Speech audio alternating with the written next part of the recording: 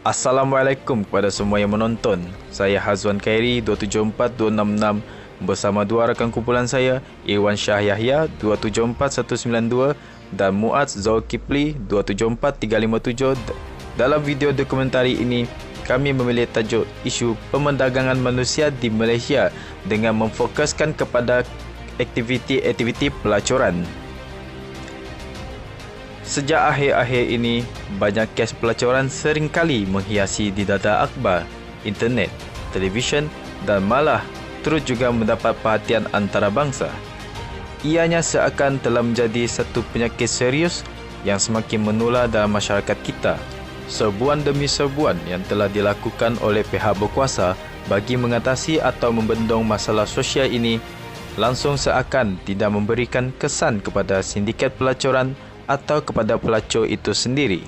Selagi adanya pelanggan yang melanggani pelacur, pastinya sukar kerajaan atau pihak berkuasa seperti PDRM dan JAIS untuk menghapuskan aktiviti pelacuran ini sama sekali.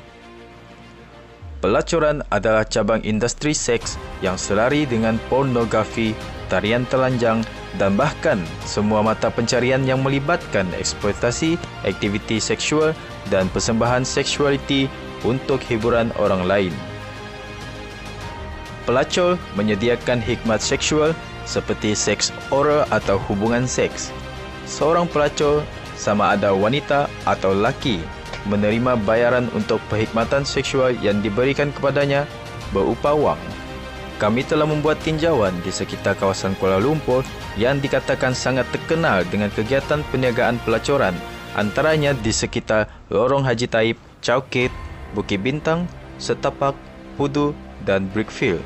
Beberapa rakaman telah diambil sepanjang tinjauan kami.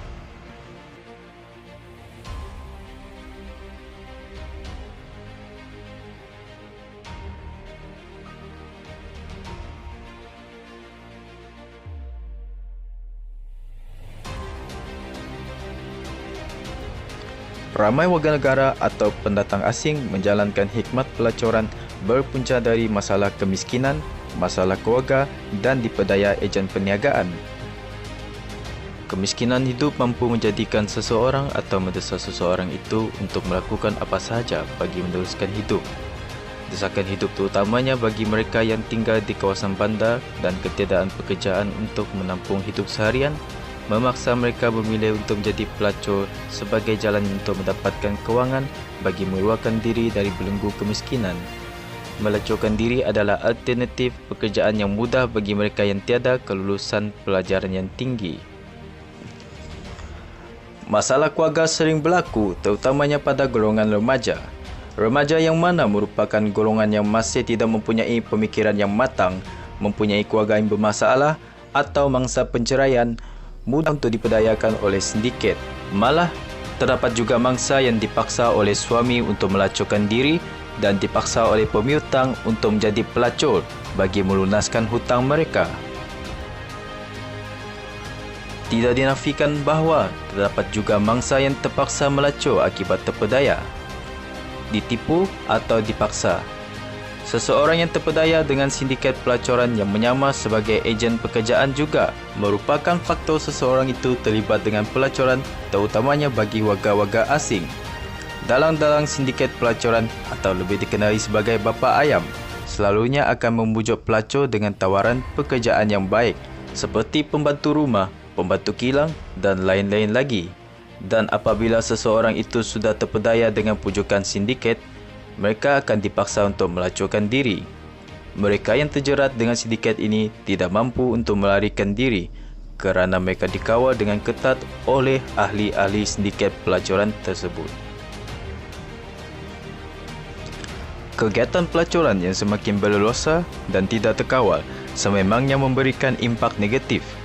Kesan daripada seseorang yang menjadi pelacur adalah boleh terkena penyakit berjangkit melalui alat kelamin seperti herpes, sifilis, AIDS dan HIV. Penyakit yang menular ini terjadi daripada hubungan persetubuhan pelacur dan pelanggan yang tidak menggunakan alat keselamatan semasa berintim. Sama ada pelanggan atau pelacur yang membawa penyakit itu. Risiko untuk mengandung anak luar nikah adalah tinggi kerana kurangnya penggunaan alat keselamatan. Adalah mustahil bagi seorang pelacur untuk menjaga kandungan apabila mengetahui dirinya mengandung, maka sudah pastilah mereka akan menggugurkan kandungan tersebut. Selagi terdapat permintaan, selagi itulah kegiatan pelacuran akan tetap dijalankan. Semakin giat sindiket pelacuran untuk mencari mangsa bagi dijadikan pelacur untuk memenuhi permintaan pasaran yang ada. Sudah semestinya bila seseorang terlibat dalam kacah pelacuran atas kerelaan diri sendiri maupun dipaksa, tidak mudah untuk kembali ke jalan yang benar. Sekian saja dan terima kasih kerana bersama saya dalam dokumentari kami mengenai isu pemerdagangan manusia yang memfokuskan aktiviti pelacuran.